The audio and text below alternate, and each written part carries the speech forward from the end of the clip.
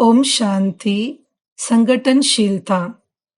ये सच है कि इंसान संसार में अकेला आता है और अकेला जाता है, परंतु ये भी उससे कहीं अधिक सच है कि कोई भी इंसान अकेला रह नहीं सकता। जीवन का लंबा सफर अकेले पूरा करना बहुत कठिन कार्य है। इसकी वजह यही है कि मनुष्य एक सामाजिक प्राणी है। समाज में रहने वाले हर व्यक्ति की परस्पर एक दूसरे पर अवलंबिता और आश्रियता है, और इसीलिए व्यक्ति चाहकर भी अकेले नहीं रह सकता है। जो लोग अकेले रहते हैं वो भी शायद अकेले नहीं होते, क्योंकि उनका भावात्मक और मन की संवेदनाओं का जुड़ाव व बुद्धि का लगाव किसी न किसी से जरूर होता है। दूसरे शब्दों में, साथ या संगठन की तलाश करना कदाचित मनुष्य की एक मजबूरी है, परंतु संगठन को बनाए रखना और उसे बिखेरने से बचाना, इस दायित्व का निर्वहन बिरले लोग ही करते हैं। क्योंकि संगठन में रहना कोई बड़ा काम नहीं है, लेकिन संगठन में लोगों को जोड़े रखना अपेक्षाकृत कहीं अधिक चुनौती और मेहनत से भरा कार्य है। इस गुण को ही संगठनशीलता कहा जाता है। जिस प्रकार हानिकारक विषाणु किसी सुगंधित फूल और फल पर लग जाने से वे धीरे धीरे पूरे पेड़ का ही शोषण कर लेता है और उसे धराशायी कर देते हैं, उसी प्रकार विघटन विषाणु के कीटाणु इतने सूक्ष्म होते हैं जो दिखाई भी नहीं पड़ते हैं, परंतु अंदर ही अंदर वे धुन की तरह संगठन के तने को और एकता के किले को खोखला कर देते हैं। ये विषाणु क्या है? हमारी अपनी इच्छाएं और अपेक्षाएं, स्वार्थपरता, अभिमान और अपमान की भावना, दूसरों की उपलब्धियों और गुणों से ईर्ष्या, जिद व सिद्ध करने की आदत, हठधर्मिता, अपनी बातों को दूसरों पर थोपने की आदत, स्वेच्छाचरिता और नियम मर्यादाओं का उल्लंघन, व्यवस्था द्रोही स्वभाव, राग और द्वेष, भेदभाव या पक्षपात, ये तमाम ऐसे कारण हैं जो विषाणुओं की भांति मजबूत से मजबूत संगठनों को शीघ्र ही धराशायी कर सकते हैं। इसीलिए जो संगठन प्रिय आत्माएं हैं, जो संगठनशील पुरुषार्थी है, किसी समुदाय के मुखिया, रक्षक या संरक्षक है, उन्हें सदैव इन बातों से न सिर्फ स्वयं दूर रहना चाहिए, बल्कि इसकी छाया से दूसरों को भी बचाना चाहिए। संगठन प्रिय जरूरी है।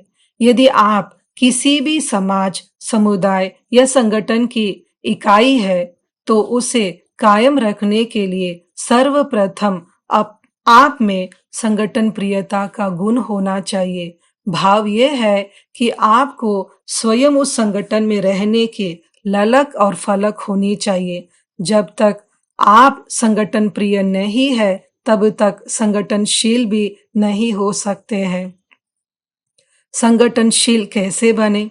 जब संगठन की रक्षा की बात आती है, तब वहां व्यक्तिगत इच्छाओं, भावनाओं और प्राप्तियों का भी त्याग करना पड़ता है। संगठन चाहे परिवार का हो, समाज का हो या राष्ट्र का हो, समर्पणमयता, त्याग और बलिदान की नींव पर ही उसकी इमारत खड़ी होती है।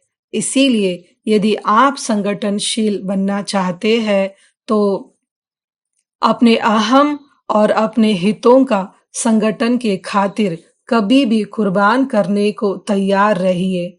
संगठन को बनाए रखने के लिए दूसरा महत्वपूर्ण कारक आपसी प्रेम और सद्भावना है, जो सीमेंट की तरह लोगों को जोड़े रखता है।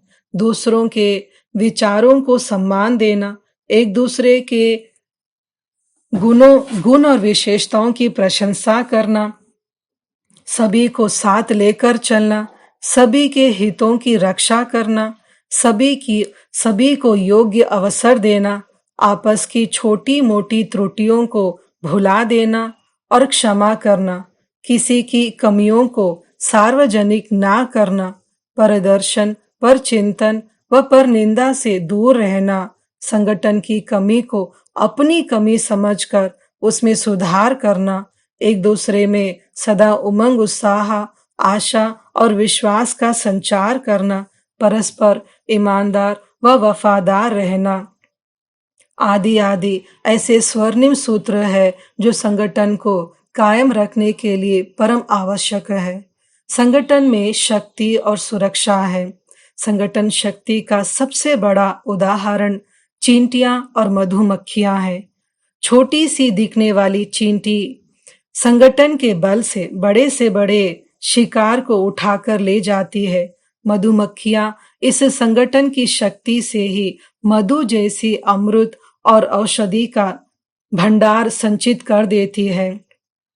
तितलियां देखने में तो बहुत सुंदर व मोहक होती है। वे अकेले स्वतंत्रता से उड़ना पसंद करती है, परंतु उन्हें कोई भी मसल कर फेंक देता है। लेकिन मधुमक्खियों की झुंड में कोई भूल कर भी हाथ नहीं डालता। संगठन ही उनका सुरक्षा कवच है। इसीलिए मनुष्य को संगठनशीलता के इस महत्व को मजबूत बनाने के लिए प्रयत्नशील रहना चाहिए, क्योंकि संगठन में ही शक्ति है, विजयी है और जीवन अस्तित्व की सुरक्षा है। अच्छा, ओम शांति।